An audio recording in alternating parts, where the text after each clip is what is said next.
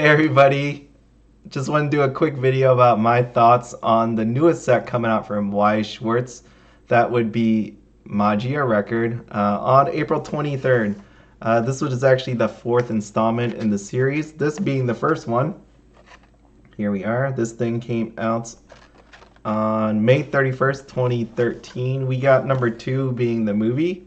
This came out a little later as in September 4th, 2015. And this is the third one, the mobile version, the mobile game version. That was just February, so fairly recent. I wanted to go through my checklist on my thoughts again, whether you should buy this thing to play or buy more just to invest in. Um, quick kind of explanation here is you probably don't want to be investing in this. And again, the reason why is this thing came out 2013, this thing came out in 2015. There are other issues surrounding it, but just so you know, I only got this a few months ago, and I bought these things for $57.50 each. They're actually still available at the website I bought it from. So if you look, you'll be able to find both out there on, in stores. So that being said, let's move on with my checklist. And again, what you're going to want to do is take a look at the relative strength of the actual set itself. There's one way to do that. There's multiple ways, but here's one. Again, you'd want to check out Pittsburgh Weiss Schwarz. They have a tier list. It's called Weiss Schwarz 2021 Expanded Tier List and Discussion. What you'll find in there is Madoka is actually in the middle of the pack roughly. And that is, you need to have cards from the third set, the mobile version.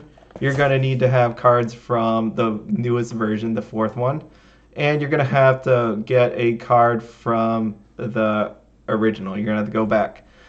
So it's quite an investment when you think about it. You like where you have Data Live, you just buy a trial deck, 2 trial decks, and you buy a booster box. There you go, you got it.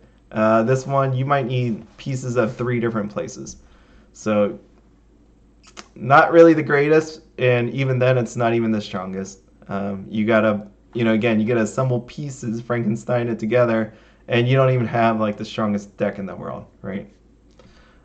Next thing you have is popularity. Again, popularity isn't everything. We saw that with Mob Psycho.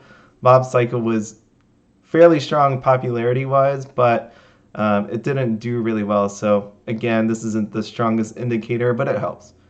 And again, when we see Madoka here, the Magia Record, what you end up finding is, again, it's not the strongest of anime. I personally like it. I enjoyed it a lot. So again, it's really based on your preference. And for me, the most part, Weiss Schwarz, I like the majority of anime. The ones I don't like seem to not do so well. So for me, it's kind of like a gut feeling on what's going to happen with the anime, if it's going to do well in Weiss Schwarz. Next we have here is we're going to talk about the sign cards, right? Sign cards are very, very important when it comes to Weiss Schwarz, holding the value, that EV. Without that EV, you just have a bunch of cards. You don't have collectibles. So when we take a look here, again, this is that set that's introducing these non-sign cards. For this year, it's going to kick off the non-sign card spree of sets that we're going to hit. And again, the weird part about this one is you have sign cards, the original, which we're not going to get. We're going to end up getting these stamps, but they have a second version that has, this isn't a good example because as you can see, the serial number is right there, I think. But you can't see that with that card. You can see it on Felicia here. So you can actually see that number here. It's going to be really interesting since there's 2 versions. You have a serial number version and a non-serial version number. I don't know what that's going to do to the price. Again, it's going to be real interesting seeing if somebody pulls the number 1 and how much that's going to be worth and what this is going to be worth. I imagine this is going to do really terrible. This is going to be a wild card, so we'll find out. And the same thing with the trial deck. The trial deck removes the sign cards, but they don't have the serial number on these versions. I don't like that. I wish, again, it would just be all serial numbers. Why don't you just have this version on all of them? I think that would at least be add to the collectability of it if you're not going to have that. Again, in the end, I'd rather the sign card, but if we're going to pretend that this is going to be collectible, you might as well give me the numbers, right? Next thing we're going to do, since we have the benefit of hindsight, which is right now, we can look back at this set. This set wasn't the strongest again. When I talked about this set, when people would ask like if they should buy this thing and play with, people would write back, no, just wait for the anime version. Wait for the one in April to play. And again, this is a card game. You should just be able to play whenever you feel like it. It might not be the strongest, but yeah. So anyways, we know that this thing wasn't the strongest.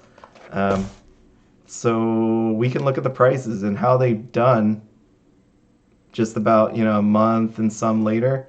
See what's been happening here. And as you can see, the boxes haven't done really anything. $64.92. That's basically what you could have gotten it before release, at release, and now after release. So you can see here the pre-sale of this anime version, roughly same price, 1 cent higher actually. So that's where we are with the upcoming set. But let's take a look at the autographs, because that's kind of going to be what is going to be important to see what's going to happen in April. So again, what I do is I take a look at Yuyute, you look at Nova TCG, and basically what I saw was all of them are pretty much higher than their Japanese counterparts. Or, I mean, I don't do the whole conversion, but it's either higher or roughly the same. 49.80, 54. I'm just doing a simple 1-to-1, which is obviously probably not what you want to do. But you can see all of these 59, 69 are higher or just about the same. The only one that's actually lower is this one, this Mercenary Style Felicia, which is kind of funny to me since this is a really good card. You would want to have this in your deck to play it, so not really sure why out of all the cards that one happens to be the lowest one. I think, again, it's probably a missed opportunity that people could just go ahead and buy this, but who knows? That's just my thought there. So when we take a look at the next one coming, which would be in April, we have these prices, $148, $99.80. This is the trial decks version as well, $248 and $99.80. Immediately what I would do is I would slash that in half. No signature cards on these. I can't imagine the collectability on it. I doubt that these things would be collectible. Again, these trial deck ones don't even have serial numbers. So easily slash that in half. It's not going to be worth getting it. If you don't want a card from the trial deck, you're really not going to have a reason to buy this. Unless you just want to have it for, like a seal collection, right? You want. I think it's cool collecting trial decks because you get the little character on the outside. Looks really neat. It goes with the booster box. So immediately I would slash all these things in half. But again, like I said, there's going to be two versions, one with a serial number and one that's not.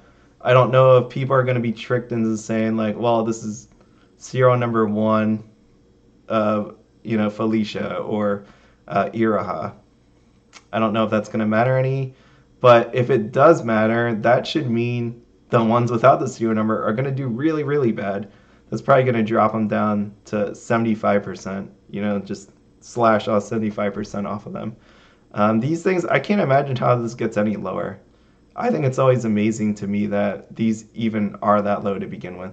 But again, maybe that's just higher print run. I don't know. But that seems too low. I feel like that would be around where it would stop for a signed card. With these serial number cards or lack of serial number cards, who knows? But this is going to be an interesting release to see what actually happens and once people start pulling it. But anyways, my final thoughts on this is I'm going to be buying this because I like watching Madoka. I like the series. I like playing the cards. I like the characters. So I think it'll be a lot of fun. Hopefully I can pull a serial card number. And then, again, financially speaking, it's going to be a neat thing to watch just to see where this goes. Because, again, this may be the first in a long string of these. Again, we got Kaguya coming up that doesn't have signed cards. We don't got Heaven's Field doesn't have signed cards. So this should give us pretty good indicator about where the direction of pricing is actually going to go. So, again, investing wise, if you investing, collecting, if you like the series, go for it. Again, if you want to gamble on serial cards, feel free.